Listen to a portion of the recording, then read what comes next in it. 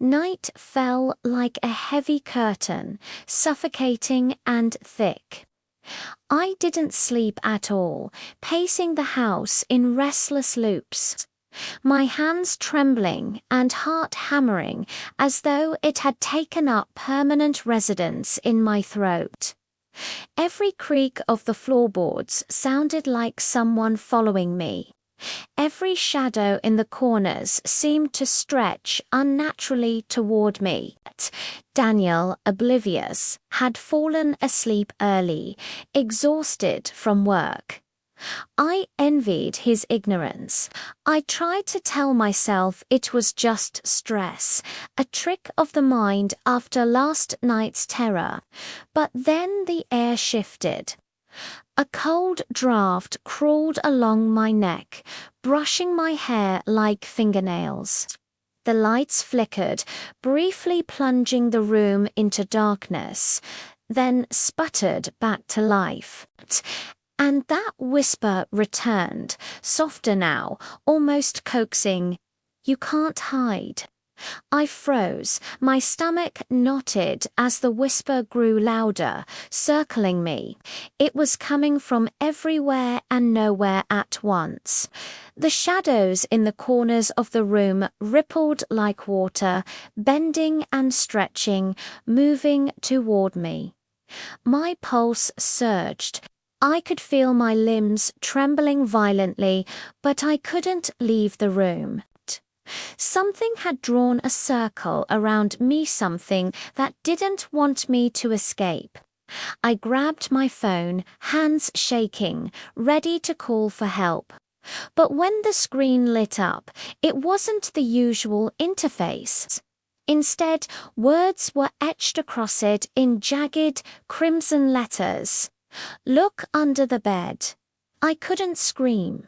My mind screamed for logic, for reason, for escape, but my body was frozen. I inched toward the bed, each movement a battle against an unseen weight pressing me down.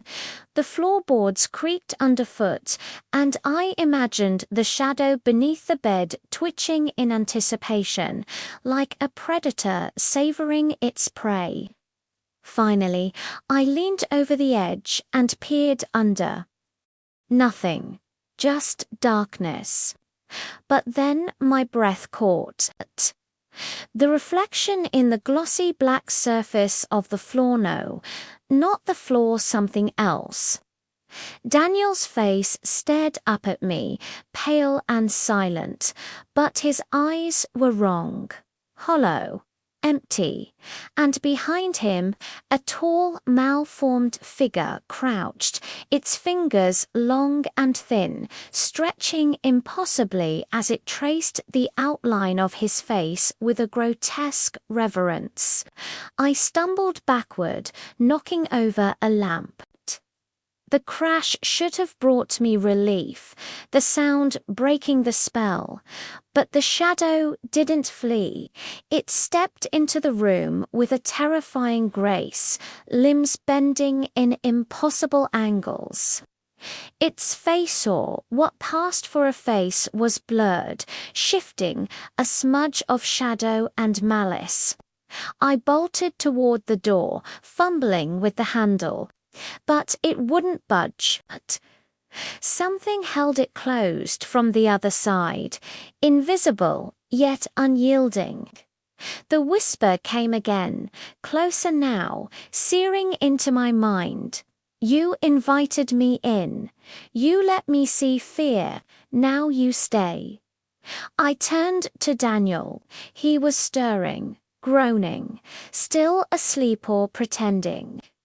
The shadow's attention snapped to me, and I could see it bending, almost smiling, as if amused by my panic.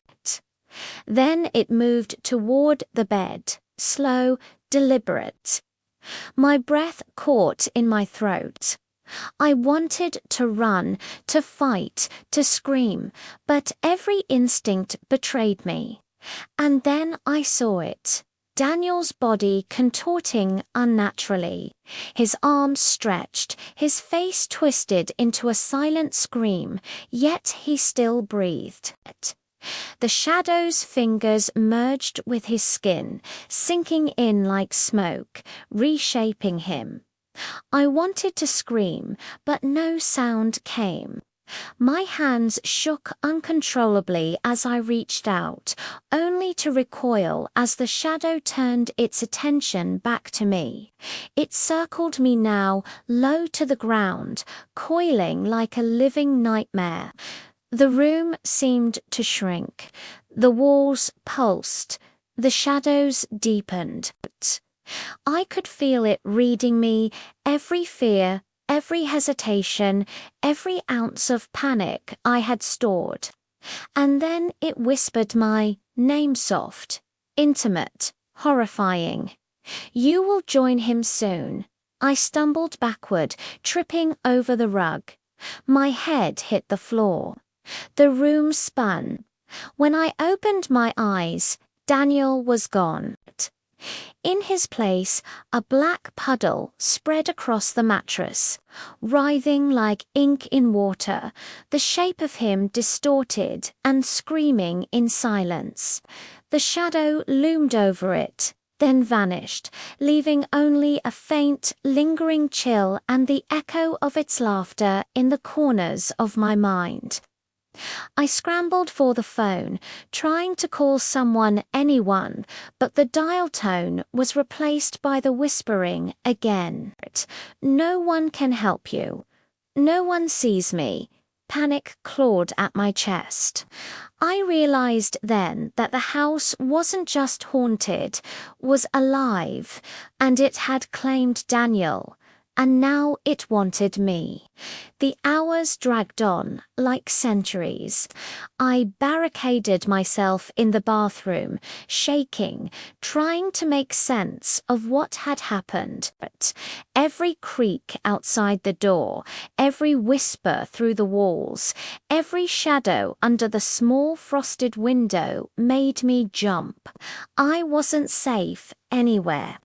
And then, as the first hint of dawn painted the edges of the sky in grey, I heard a new sound, a soft tapping on the tiles outside the door, slow and deliberate. It was light, almost polite, but I knew better. I had felt the weight of its gaze, and I knew, without a doubt, that tonight it would return. And next time I might not survive to see the sun.